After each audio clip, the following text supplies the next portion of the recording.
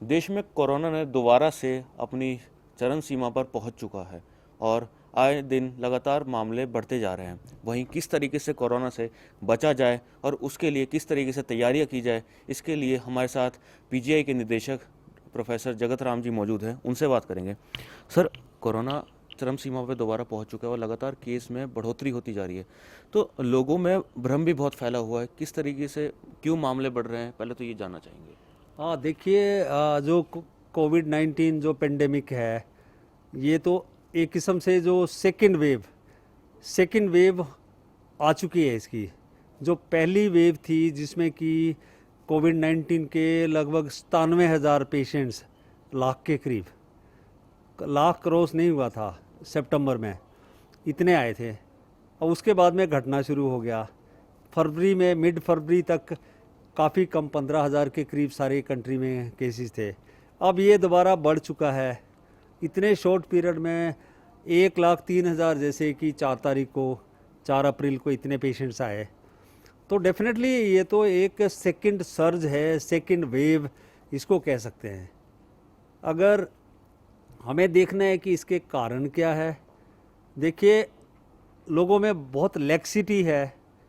लोग कंप्लेसेंट हो गए, लापरवाह हो गए। लोगों ने मास्क लगाना बंद कर दिया। देखिए, जो कितने मतलब इवेंट्स होते हैं, जैसे कि रिलीजियस इवेंट्स है, मंदिर मस्जिद में, गुरुद्वारे में कितने लोग जाते हैं, या पॉलिटिकल गैदरिंग कितनी हो रही हैं। आप देखिए कितने लोगों ने मास्क लगाया होता है। कोई भी सोशल डिस्टेंसिंग नहीं है। तो और क्या होगा, इतना राइज तो होना ही था ना। तो सर, अब मामले बढ़ रहे हैं, वैक्सीनेशन भी साथ साथ चल रही है। सरकार की तरफ से लगातार लोगों से आग्रह किया जा रहा है कि आप आइए, वैक्सीनेशन लगवाइए। उसके बाद भी लोगों में भ्रम है कि वैक्सीनेशन से खतरा है कहीं ना कहीं। तो किस तरीके से लोगों को संदेश देना चाहेंगे कि वे आए और बढ़ चढ़ के वैक्सीनेशन लगवाए। ये जो वैक्सीनेशन है, ये तो हमारे प्रोटेक्शन के लिए है। और ये देखिए, हमारी कंट्री में 2 तरह के वैक्सीन अवेलेबल है। जैसे कि कोविशील्ड, जो सीरम इंस्टीट्यूट ऑफ इंडिया का है, या कोवैक्सीन है। तो ये दोनों वैक्सीन इफ़ेक्टिव है। कोई भी वैक्सीन लगाओ, अब चाहे कोवैक्सीन लगाओ चाहे कोविशील्ड लगाओ। पर जैसे कोई सपोज करो आप कोविशील्ड लगाते हो, तो दोनों इंजेक्शन कोविशील्ड के ही होंगे। और कोई इसमें भ्रम वाली बात नहीं है कि नहीं लगाना चाहिए। ऐसे बिल्कुल एकदम सेफ है। और इसकी प्रोटेक्शन हमारे लिए है। जैसे कि पहली फेज़ में हेल्थ केयर वर्कर्स को वैक्सीन लगी, उनमें से भी सब लोगों ने नहीं लगाई। सेकंड फेज़ में जो 60 इयर्स और अबव वालों को वैक्सीन लगी, या साथ में 45 साल से ऊपर के लोगों को वैक्सीन लगी जिनको कि कोमॉर्बिडिटी थी। अब थर्ड फेज़ में 45 साल से ऊपर के सब लोगों को वैक्सीन लग रही है, चाहे कोमॉर्बिडिटी है या नहीं है। तो हमें तो इसका ज़रूर फ़ायदा उठाना चाहिए, क्योंकि इसी से, हालांकि सबसे जो मोस्ट इम्पोर्टेंट चीज़ है वो तो है कि हमें प्रोटोकॉल को फॉलो करना है, हमें मास्क को वियर करना है, सोशल डिस्टेंसिंग रखनी है, हाथ को वॉश करना है फ्रिक्वेंटली, हर रोज़।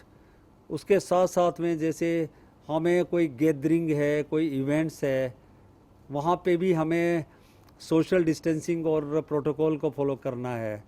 और साथ साथ में ये जो इतनी बड़ी सर्ज है, इसको प्रिवेंट करने, इसको जो फर्दर राइज है उसको रोकने के लिए हमें ये जो वैक्सीनेशन है इसको हमें ज़रूर लगाना है। सर, इसके अलावा एक 45 साल से ऊपर के जो लोग हैं उनके लिए वैक्सीनेशन शुरू हुई है।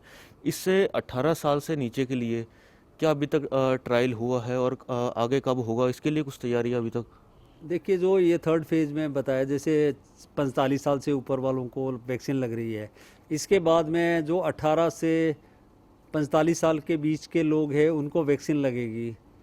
क्योंकि जो आप जैसे कह रहे हैं 18 साल से कम वालों की, उसमें कोई वैसे ट्रायल हुआ नहीं है, वैक्सीनेशन का कोई ट्रायल हुआ नहीं है। इसलिए अभी तक तो जो वैक्सीनेशन लगेगा, हालांकि सेफ़ है, तो 18 साल से ऊपर वालों को लगेगा।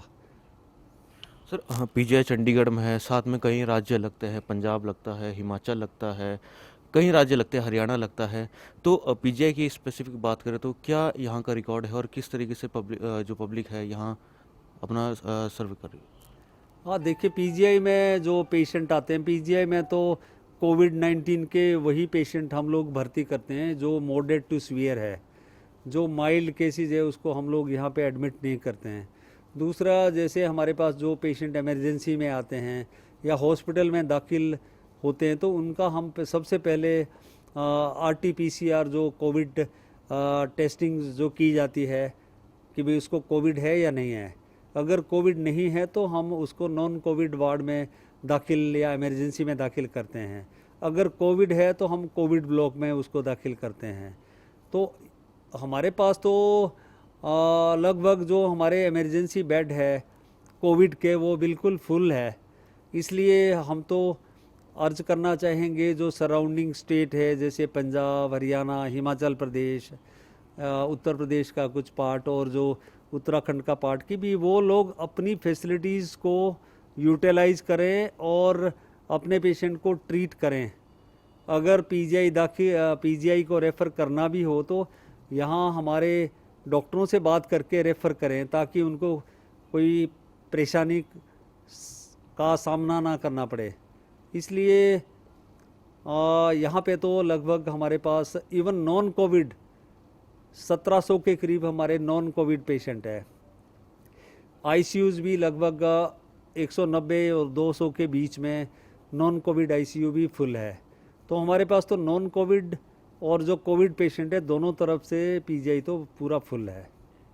सर एक सवाल और है इसमें कि किसी व्यक्ति को कोरोना हो जाता है और वो किसी और बीमारी से भी ग्रसित है, जैसे कि हार्ट से, शुगर से, बीपी से, तो क्या वो अगर उसके मन में डर होता है कि मैं अगर वैक्सीनेशन लगवाता हूँ तो क्या इफ़ेक्ट करेगी, कहीं और गलत इफ़ेक्ट तो नहीं होगा, तो इस केस में क्या लोगों का भ्रम कैसे दूर किया जाए?